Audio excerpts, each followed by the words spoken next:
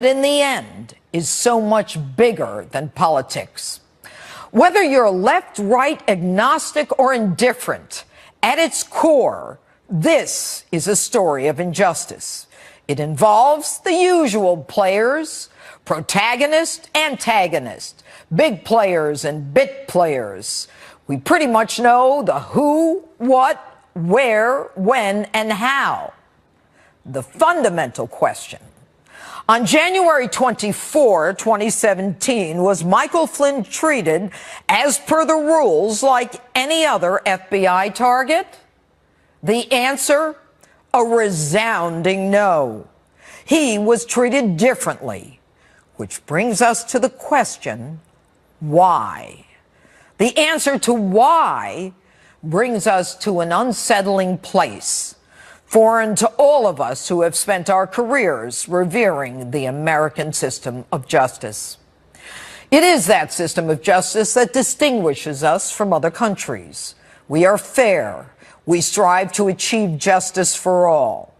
No one is above our law, and no one is beneath it. It's why people clamor to come here, legally and illegally. As strong as the Statue of Liberty is in the harbor in New York, so also is a symbol of blind lady justice in courtrooms across this great nation. The facts of this story are simple. Flynn was in the crosshairs of the FBI, targeted by the same players who, we already know from publicized text messages and emails, tried to prevent a certain candidate from becoming president and promote another. They were dirty. They were liars, some under oath.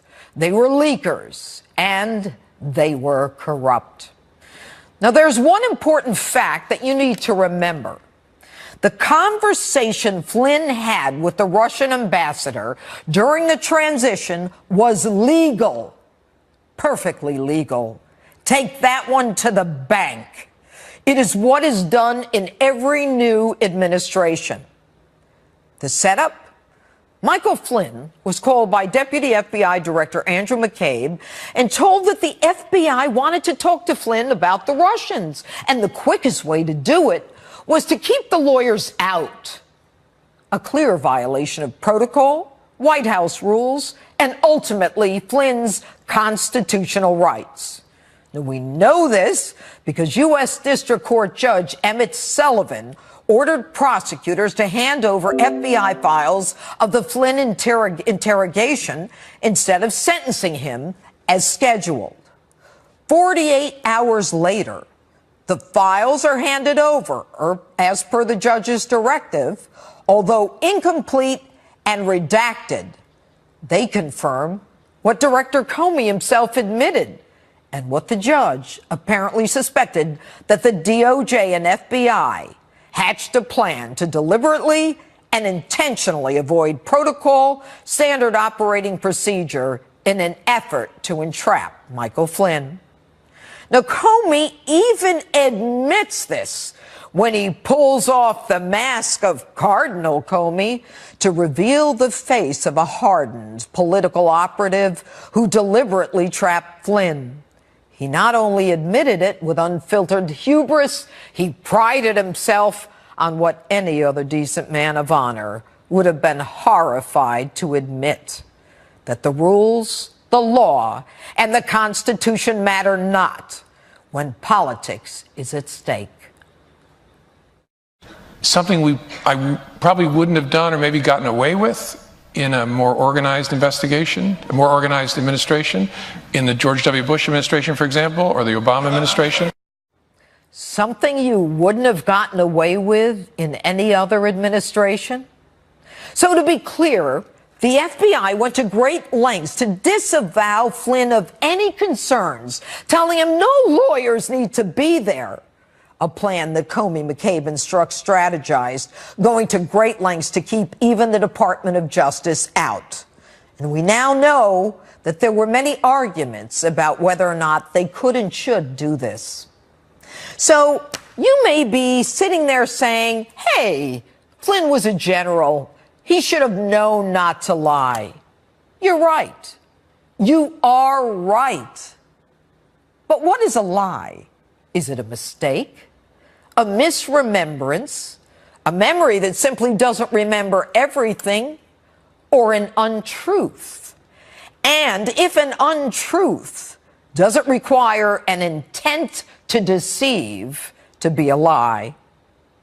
Now, Flynn already knew that any conversation he had with the Russians was recorded and that the FBI would certainly have a transcript of his conversation with the Russian ambassador, so there would be no point in lying.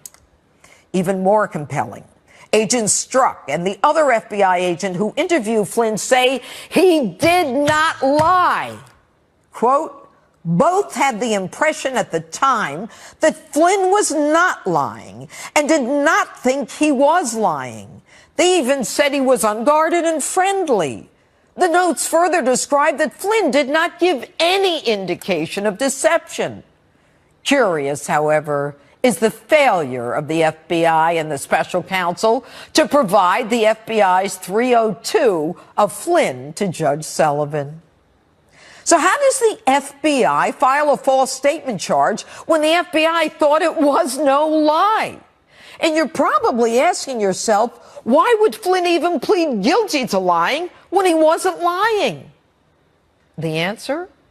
Flynn, based on his record of 33 years as a decorated military man, is an honorable man who may have realized when he saw the transcript that what he said was not consistent with the transcript. Or maybe he pled guilty because he ran out of money to defend himself, even having to sell his house to survive. Or maybe to save his son, also in the crosshairs of these people. And for those of you who think the FBI was just trying to get to the truth, you're wrong. If they wanted information, if they wanted the truth, they could have shown Flynn his transcript of his conversation to refresh his recollection to get at the truth. But no, they didn't want the truth. They wanted to take down a bit player to get to the big player. On Tuesdays, the parties will appear again before Judge Emmett Sullivan, a jurist unafraid of the swamp, a judge who has a track record of calling out prosecutorial misconduct, a man who does not tolerate injustice or abuse of power. Judge Sullivan can throw out this guilty plea if he concludes the FBI intentionally interfered with their target, Flynn's constitutional right to counsel. The story of Michael Flynn continues on Tuesday. And that's my open. If you like my opening statement, you'll love my book, New York Times #1 bestseller, Liars, Leakers, and Liberals, The Case Against the Anti-Trump Conspiracy. And here with reaction to my open and much more, Harvard Law Professor Emeritus Alan Dershowitz, who joins me now by phone. Professor Dershowitz, thanks for being with us this evening. Thank you so much. I mean, the obvious point that everybody should understand is that the FBI didn't ask him these questions to learn the truth because they knew the truth. They knew the truth. They weren't trying to obtain more information. They were simply giving him an opportunity to lie. Now, he could have told the truth, obviously, if he remembered, but he didn't. But the idea is that I don't think in America we want to empower the FBI or grand juries or prosecutors to impose morality tests, criminal morality tests on citizens. Give them opportunities to lie, opportunities to tell the truth, test them. And as Judge Sullivan implied and as Judge Ellis said very clearly, the goal here was not to get Flynn, obviously. He's just a means to the end. Their goal was to find some low-hanging fruit, figure out a way of getting him to lie to the FBI so that they could squeeze him then either to sing or to compose. The obvious target here was Donald Trump, not Flynn. And the question is whether or not we want to live in a society, as a civil libertarian, I don't, in which the FBI, the grand jury of prosecutors, are empowered to conduct morality tests. I think the function of prosecutors, the function of grand juries, the function of FBI agents is to get to the truth. And so they should never ask anybody a question to which they already know the answer. The question, did you have conversations with this diplomat? The FBI knew the answer. Therefore, it was not an appropriate question. But Professor, can you hear me? Professor, can you hear me? Give him an opportunity to lie. And that's an inappropriate use of prosecution. That's why from day one, I said Flynn was not guilty. He could win this case. He should never have pleaded guilty. But because they threatened his family, they threatened his fortune, they threatened his integrity, I think he felt he had no choice. Also, if he pleaded not guilty and went to trial, he'd get 5 or 10 times the sentence he would get if he pleaded guilty. All right. And that's the way prosecutors often operate. Professor, with all due respect, it isn't even the issue of living in a country where they can do a truth test on us. It's living in a country where the rules are followed. And so he was a target.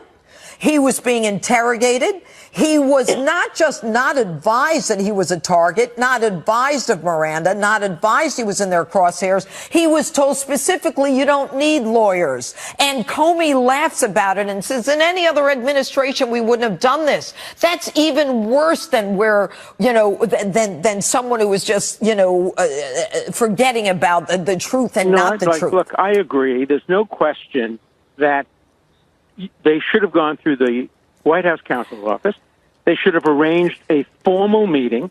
They should have told him that they're interested in investigating him.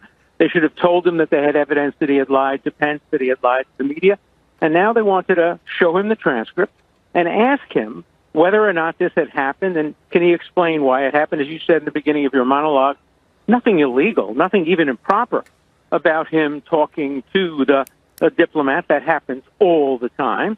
And the question is, should they be rewarded for breaking the rule, or should Judge Sullivan impose a consequence on them? Okay, but Professor, judges often use good language like Judge Ellis did and criticize prosecutors, but they rarely throw out cases. So I'm anxious to see what happens in this case, because I thought that the disclosures made by the special counsel's office did not strengthen their case. They actually weakened their case. And I'd love to see the redacted material to find out if there's more information that either strengthens or weakens the case. But the judge has a good reputation.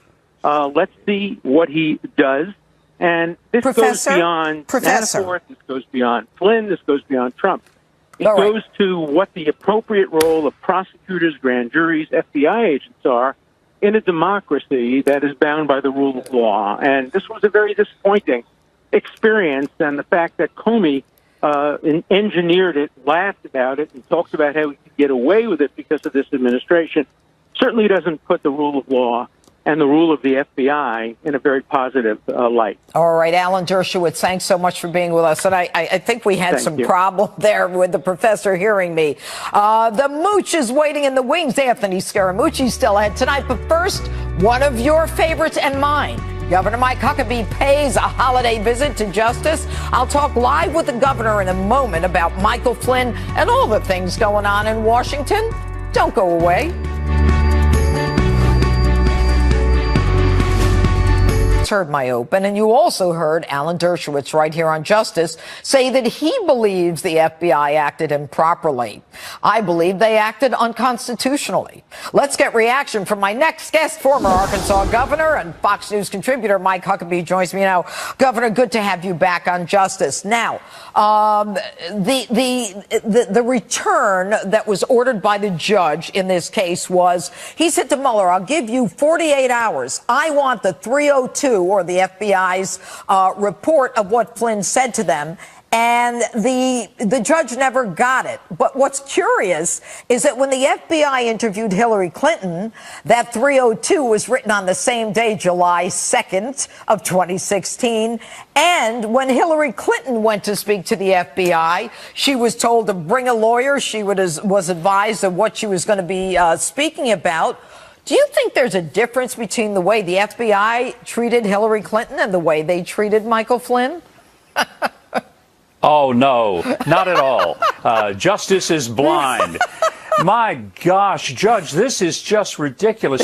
I mean, you've been on the bench. If you order someone to provide evidence to you, the judge in the case, and they don't do it, that's contempt of court. Oh, yes. I don't know how this continues to go on. You know, people like Donald Trump talk about this being a witch hunt. It is a witch hunt, but they're going after the wrong witch. They're going after Donald Trump. They need to be going after some of these people, including Hillary Clinton, as well as James Comey, who's 251 times can't remember a doggone thing before Congress when he's under oath, but he can go and sit there in his open jacket and be the toast of the town and brag about how that he got away with going in there and sucker punching a wonderful, fine public servant and military hero like General Flynn. It's disgusting. Well, you know, so here's the question. We have this great jurist, Emmett Sullivan.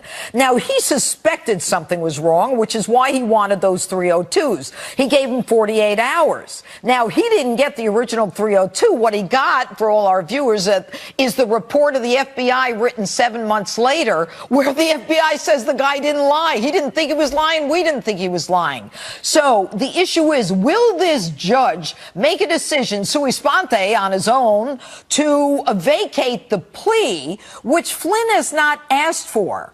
And, you know, the amazing part of it is, if he does, then the house of cards of Robert Mueller falls.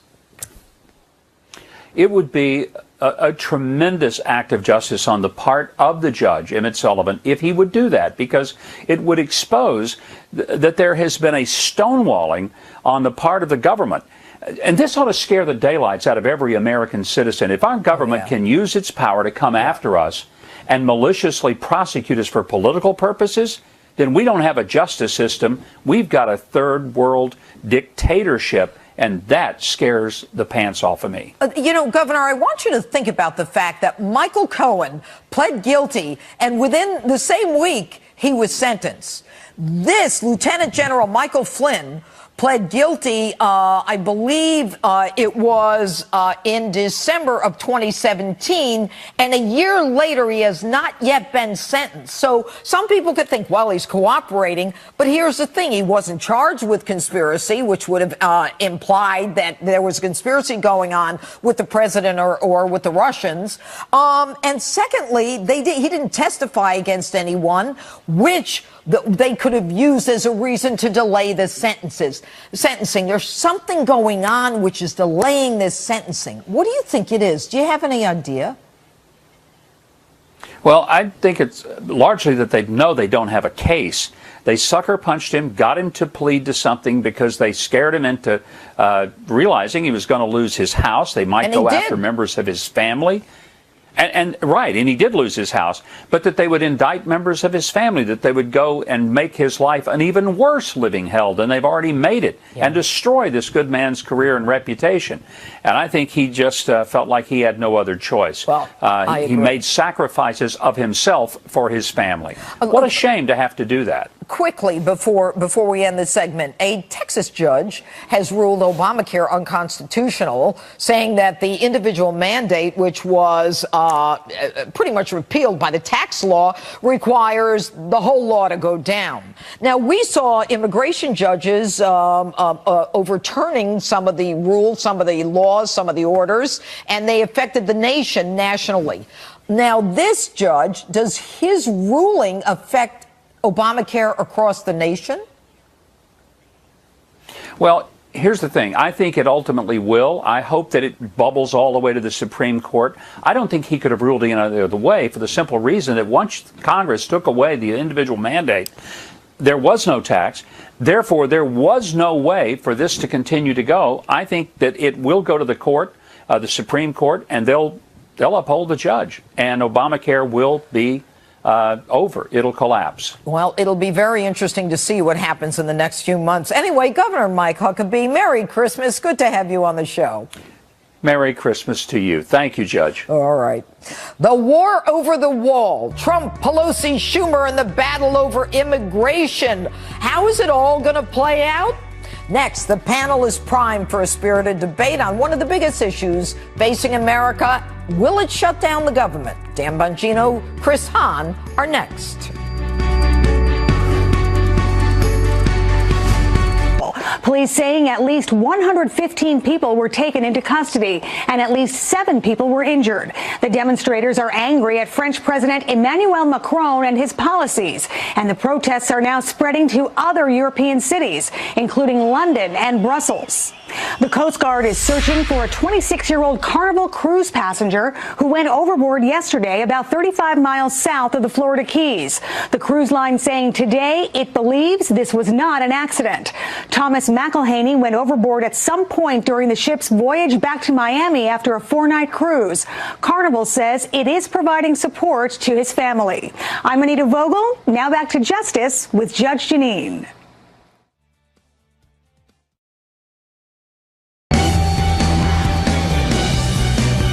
President Trump and the Dems are at a standoff on the border wall funding as a partial government shutdown looms. My panel's here to break it down, battle it out. Host of the Dan Bongino podcast, author of the new book Spygate, The Attempted Sabotage of Donald J. Trump. Dan Bongino, former Chuck Schumer aide, syndicated radio show host Chris Hahn join me now. All right, guys. Right now, we've got the president saying that he's ready to shut down the government for border security. Is it the right thing to do, Chris? Absolutely not. I mean, we have millions of federal workers and millions more who serve as federal workers who will have to worry about their Christmas. You talk about the war on Christmas. This is a war on Christmas by the president to threaten these people with their livelihood over a border wall, which, by the way, he was given a year and a half ago in exchange for DACA, but he'd rather have the issue of the border wall than the wall itself. Wow. Go ahead, Chris. Dan.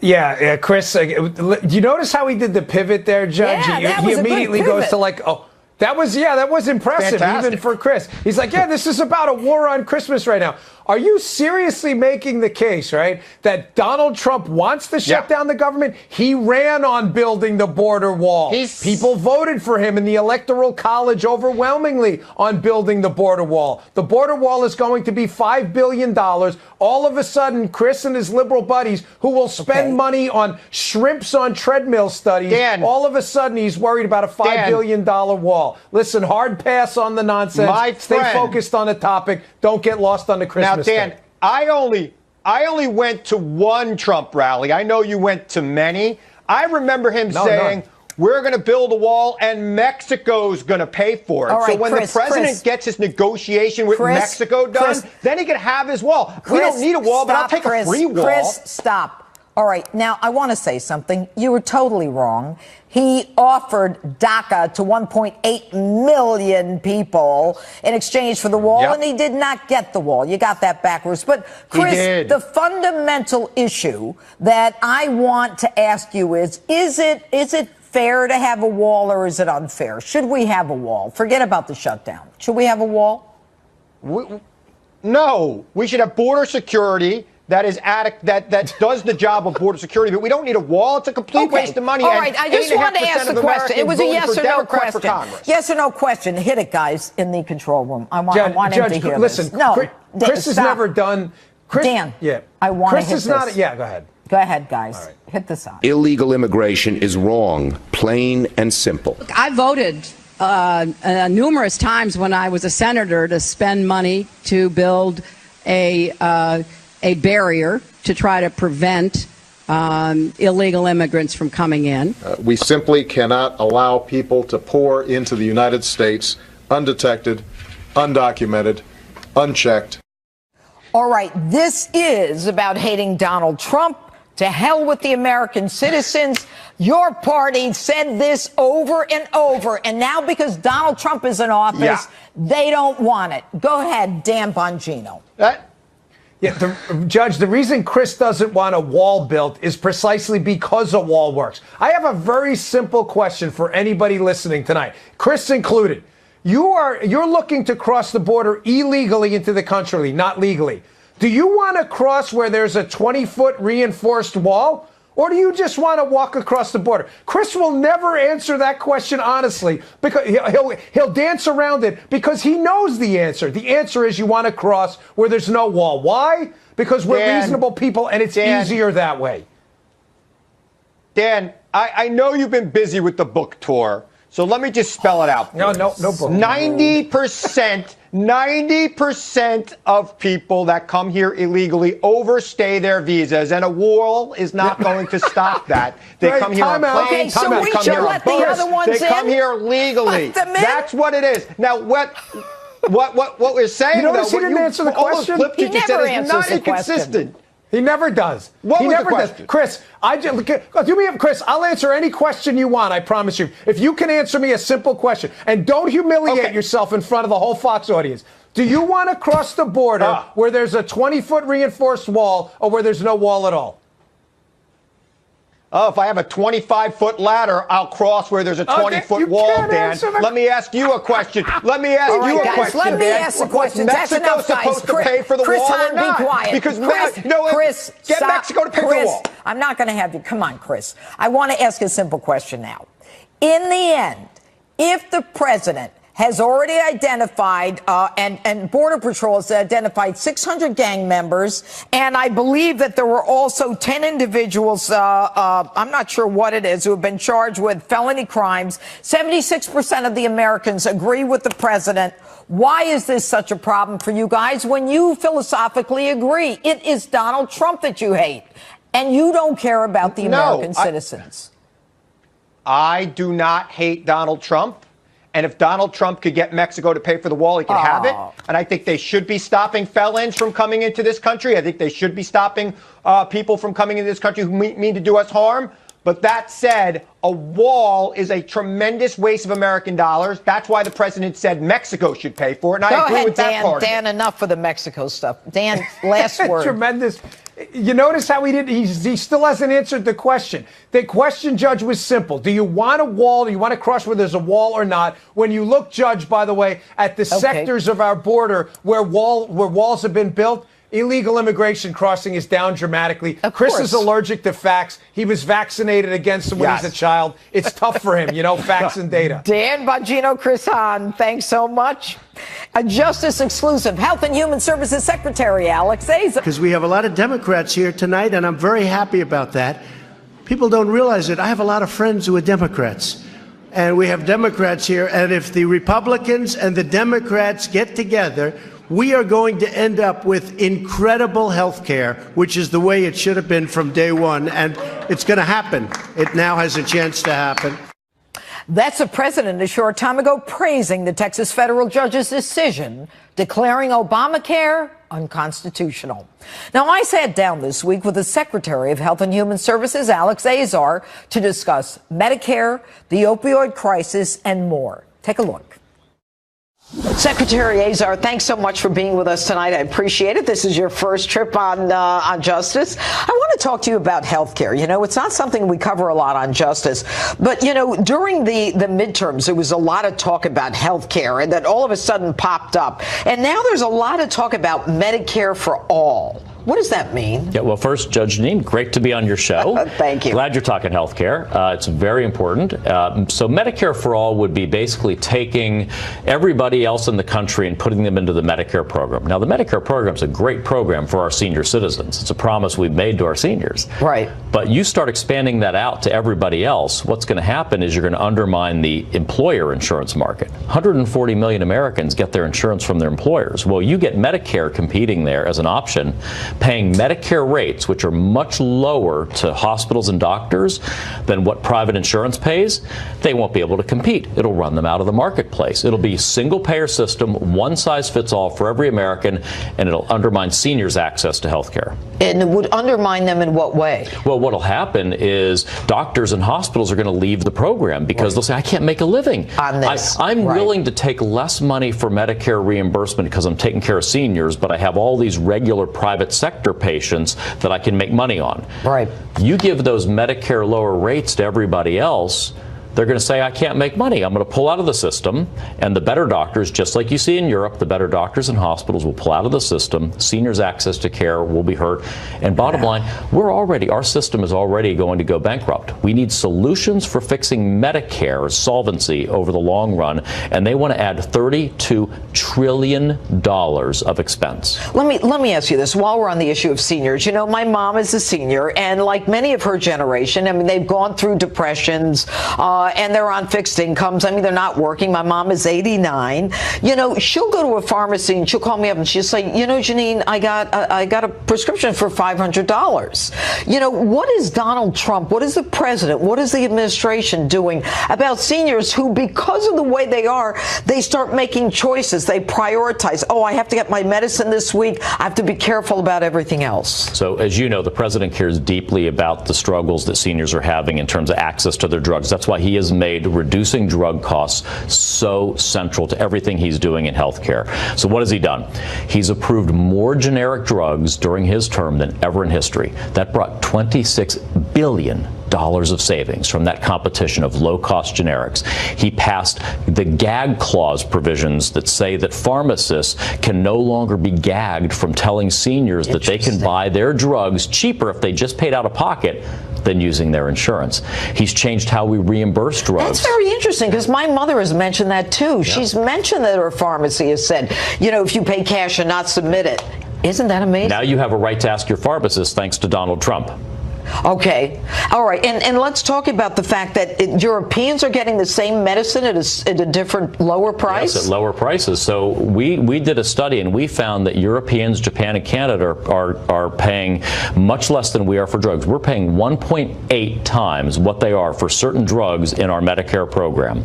Wow. So President Trump said, America first, no more. What we're going to do is require that if the drug companies voluntarily give these deals to other big, powerful economic countries, they have to give us a cut of that same bargain in our program and give us a 30% discount that gets down to the rates they would. So it puts Americans first, stops foreign free riding on American investment in R&D, but it preserves seniors' access to the same medicines. Okay, let's talk about the opioid crisis. The opioid crisis involves people who go to their doctors, get medication, and then become addicted to it. How is the president going to, and you, through your agency? So the president has really led a historic effort to tackle this devastating drug addiction crisis. And the key thing is the majority of people who get addicted to opioids start, as you said, with a legal opioid prescription. They get the wisdom teeth taken out, they have surgery, and they get pain medicine, and they become addicted. So what he said is, we're going to cut legal opioid prescriptions by 33% during my term. Guess what? Already he's cut it by 28%. So well on track. And as a result, we're seeing deaths from opioid overdose plateauing. We're seeing utilization of opioids reducing. We're seeing first-time use of heroin coming down. So all the trends are in the right direction. Long way to go, but everything's going in the right direction. Well, we appreciate your being with us, Secretary. We appreciate the work you're doing for all Americans. Thanks for being with us. Thank you, Judge Jeanine. And more shakeups in the White House. I'll get the lowdown from the mooch. Is the end of the turnover? Anthony Scaramucci is next. Don't go away. Hello. The Trump administration will look a little different come 2019. One key position now off the table. The president announcing Mick Mulvaney will replace General John Kelly as his new acting White House chief of staff. Former White House Communications Director Anthony Scaramucci joins me now with a reaction to this and so much more. Good evening, Anthony. Hey, how are you? Great to be here, Judge. Yeah, it's great to be in New York City around Christmas time, huh? Merry Christmas. Same to you. All right, Mick Mulvaney, what do you think of him? I like him a great deal. I mean, I don't know him as well as I knew some of the other people during the campaign, but I've met him a few times.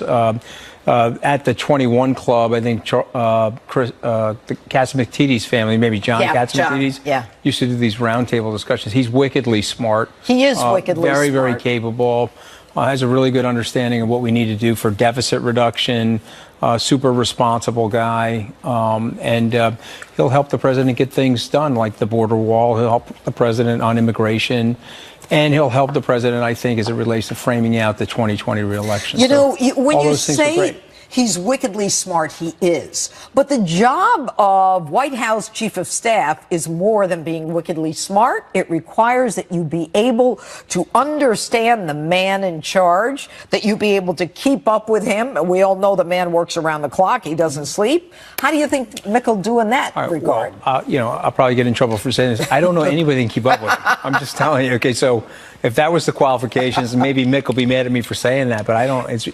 He's a hard guy to keep up with because of the level of energy and the stamina. But But I think it's more to it than that. I think what you're really saying is that there shouldn't be any daylight between him and the president. I think Mick has that. I think Mick has won the president's trust. Yeah.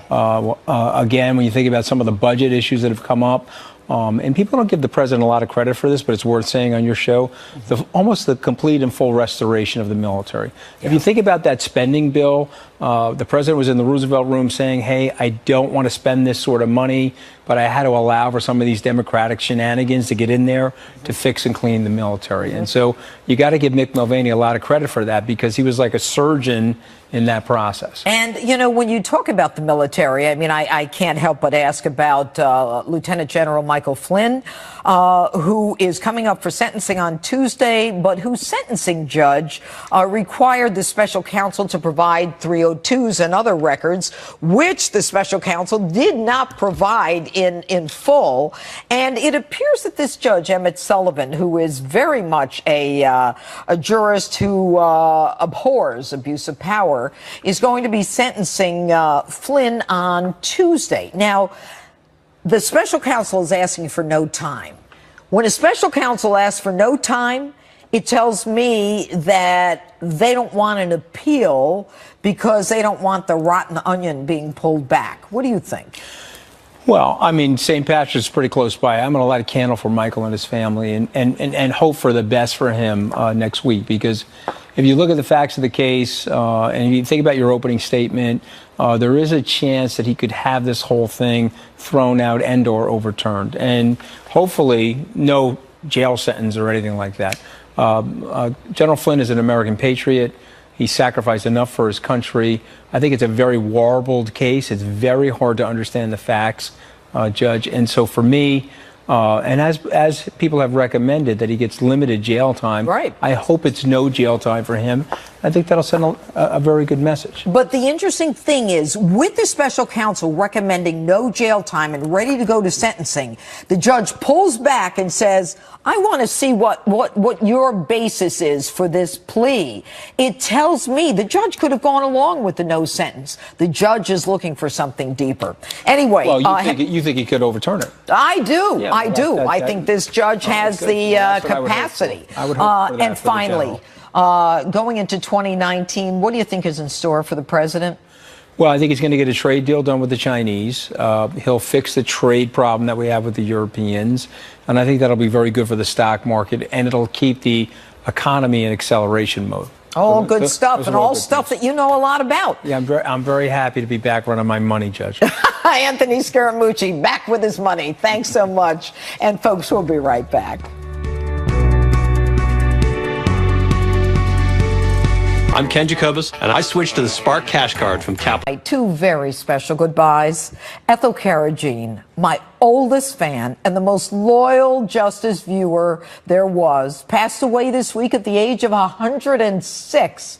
Ethel's Saturday nights just won't be the same without knowing that you're watching. My condolences to Ethel's daughter Marion and her granddaughter Linda. As you can see, she actually came to one of my speeches in October. We're also sending condolences to the family of an American hero. Army Sergeant First Class Eric Edmond was killed in Afghanistan recently. Sergeant Iman served 7 tours there and was one